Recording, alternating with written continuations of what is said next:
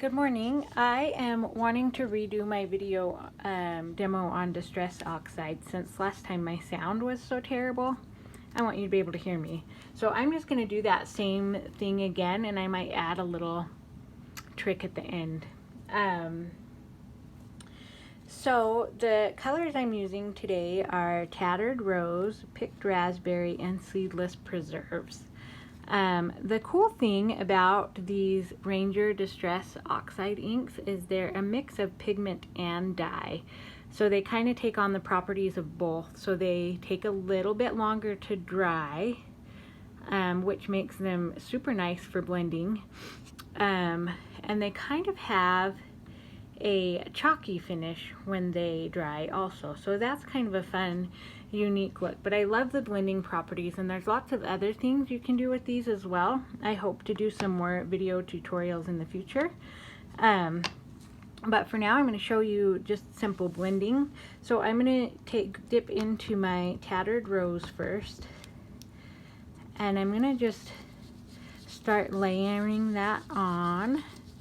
And I'm trying not to push super hard. I tend to have a little bit of a heavy hand, so I've been practicing that.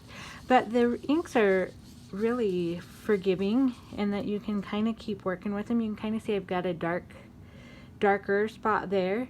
It does help if you start blending off your paper to kind of smooth those out. And I'm just going to kind of keep layering that on. The mat that I have underneath of my work, it's called an all-purpose mat. Close to My Heart does sell these, and I believe that other places do as well, but they are super nice because they are wipeable. If you get adhesive on them, it comes right off, or glue on them, it comes right off. The ink wipes right off.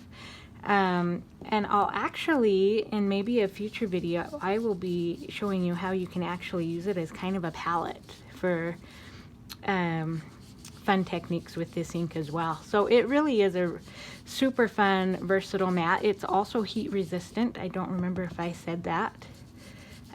So super cool. Okay, so I've got a little line of tattered rose there. Now I'm going to dip into my picked raspberry, and I'm going to do right next door here to this pink, the tattered rose.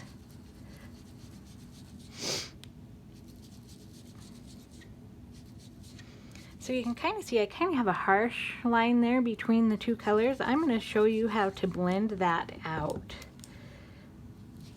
so that it just gives this super nice ombre effect. I'm going to lighten up my touch here because I'm kind of getting some circles in there.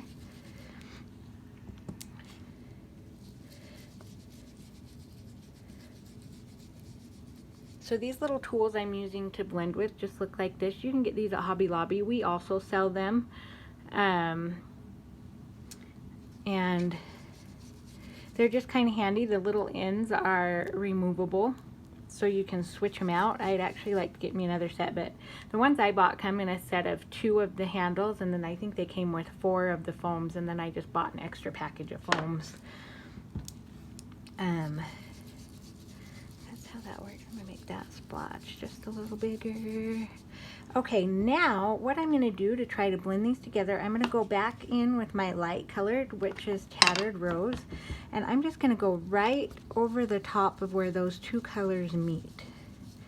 And I'm just gonna blend those out, and you can see already the difference that that makes, if you can tell. So there's that one that's more blended, and then this one's got, I mean, it's starting to blend, but it's got kind of a harsh line there where you can tell where the two colors meet. So I'm just going to go over that one as well.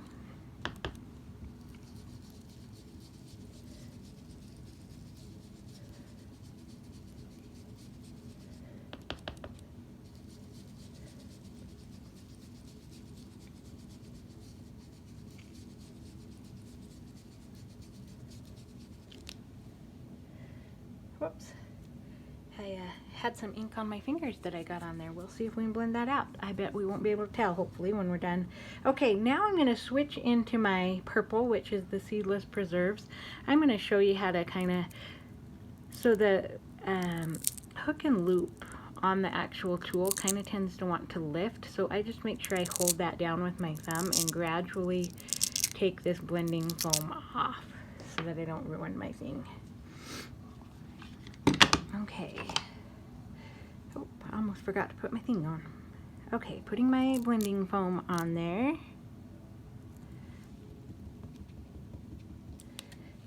then I'm going to come in with this color.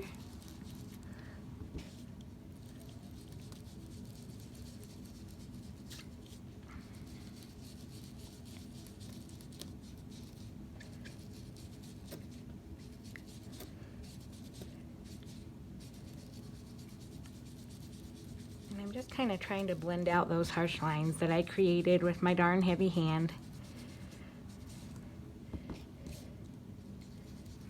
Try to do this one a little lighter. There we go. See the difference between a light hand and a heavy hand? I got to get better at that. But hey, we're all learning, right? Okay. I'm going to go back into this picked raspberry.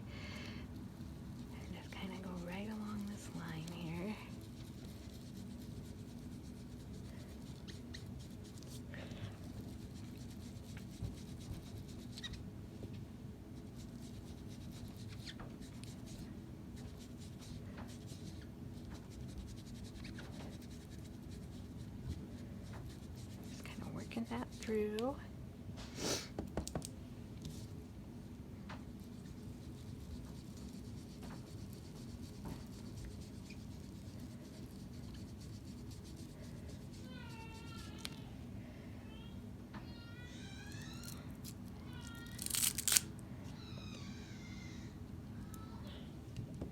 Come back in with Tattered Rose just to kind of smooth up.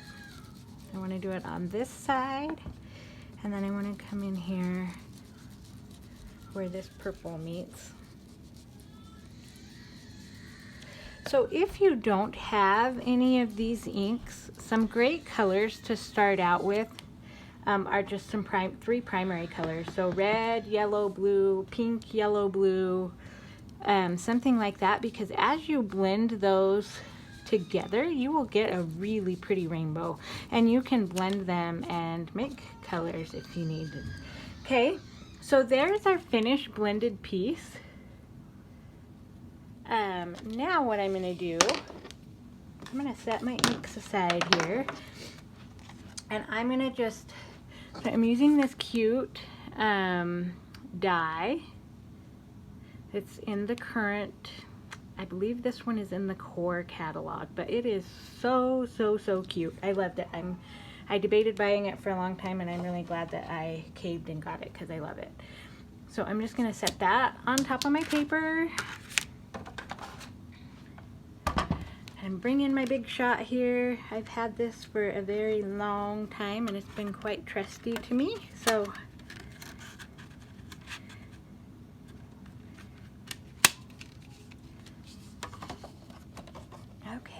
I'm just going to run that through there and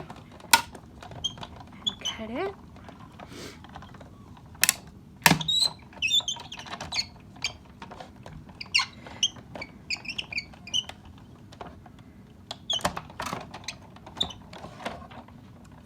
Okay, I'm going to pull that out of the camera and bring this back in so that you can see how cute all these hearts are.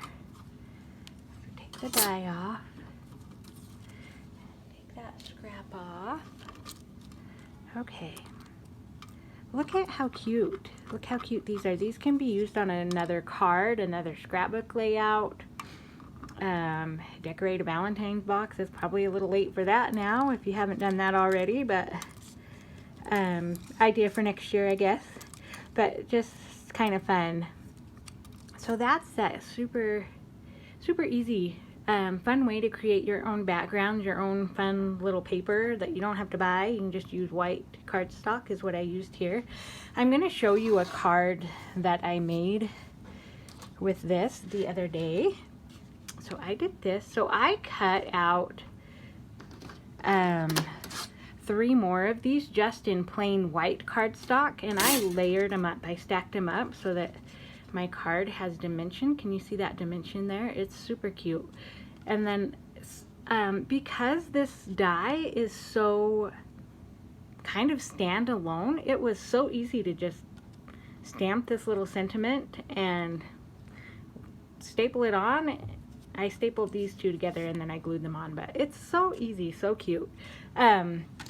As promised, I will show you another thing. So another fun thing about these inks is that they react with water really well. They don't just run, which makes them super cool. So I have a little spray bottle here, and I'm just gonna spritz this. You take a paintbrush and dip on. I forgot to grab paper towels. Don't tell anybody, but I'm just gonna use my sleeve, and I'm gonna just kind of dab that water up.